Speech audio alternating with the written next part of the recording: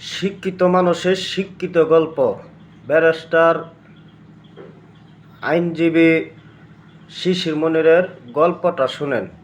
গল্পটা আমার কাছে অনেক সুন্দর মনে হয়েছে, অনেক ভালো মনে হয়েছে। আসলে শিক্ষিত মানুষের গল্পই অন্যরকম। আমার মনে আছে খন্দকার মাহবুব হোসেন সাহেব, মাদক সম্রাট আমিন হুদা নামে একটা লোক ছিল। ওনার 32 বছরের সাজা হয়েছে।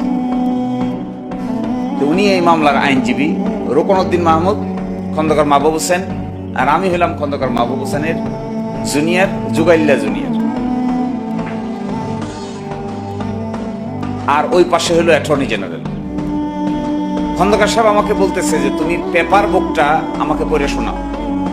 তো পেপার বুক আমি পড়ছি ওনাকে, আর উনি চোখ বন্ধ করে, হাতে একটা আংটি ছিল, আংটিটারে খালি এরকম নাড়াচাড়া করতেছে, আর চোখ বন্ধ করে গুনগুন গুনগুন করতেছে। আমি ভাবছি ঘুমায় বসে। কিছুক্ষণ পরে আমি থেমে গেলাম। উনি বলে তুমি থামছো কেন? এর মানে ঘুমায় নাই। আবার কিছুক্ষণ পড়ার পরে দেখি উনি কোনো শব্দ করে না।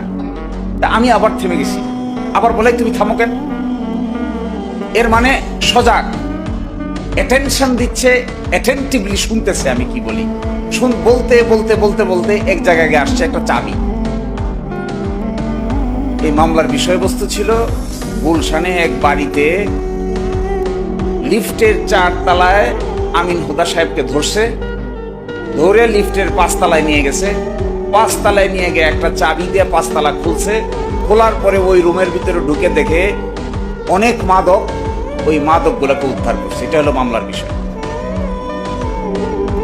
হঠাৎ করে উনি আমাকে বলতেছে চাবি কই? 4 তলা থেকে 5 তলায় উঠলো যে, দরজা খুললো কি দিয়ে? আমি তো আর খুঁজে পাই না চাবি কই। বলে সাক্ষীদের জবানবন্দি পড়ো। পড়লাম, চাবি পাওয়া যায় না খুঁজে। বলে সিজার লিস্ট পড়ো। পড়লাম, সাক্ষীদের জবানবন্দি নাই, সিজার লিস্টে নাই। বলে যে আয়োর জবানবন্দি পড়ো। পড়লাম, আয়োর জবানবন্দি, চাবি নাই। উনি বলে যে পেয়ে গেছি। তখন কি পাইছেন? ওই কি পাইছি এটা কালকে কোর্টে দেখাবো। পরের দিন কোর্টে গেছে, বিচারপতি ছিল আসাদুজ্জামান। গিয়া বলছে মাই লর্ড, চাবি কই? তো জজ সাহেব জিজ্ঞাসা করে চাবির কি প্রাসঙ্গিকতা? বলছে খুঁজেন চাবি কই। তো জজ খুঁজে চাবি কই, অ্যাটর্নি জেনারেল খুঁজে চাবি কই, আমরা খুঁজি চাবি কই। তো জজ সাহেব অবাক হয়ে জিজ্ঞাসা করছে আপনি এভাবে চাবি চাবি করছেন কেন? বলছে চাবির ভিতরেই মামলা। সে কি মামলা? 4 তলা থেকে 5 তলায় গেছে যে, গিয়া যে দরজা খুলছে, এই চাবি যদি পাওয়া না যায়, দরজা না ঢুকলো কি করে? যদি না ঢুকে মাদক পাইলো কি করে? যদি মাদক না পাইয়ে থাকে শাস্তি দিল কি করে?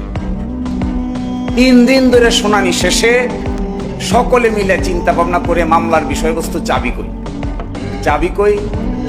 তো আমি জিজ্ঞাসা করলাম স্যার আপনার মাথায় এটা আসলো কি করে? বলছে দেখো, ওকালতি হলো একটা আর্ট অফ রিডিং। সকলেই পড়বে কিন্তু সকলেই বুঝতে পারবে না। পরে কিন্তু সকলেই দেখবেন খাতা কলম পড়তে পড়তে এখানে হাইলাইটার পথের এটা, কিন্তু পয়েন্ট বুঝতে পারে, সকলেই বুঝতে পারে না। যে বুঝতে পারে তার আর্ট শক্তিশালী।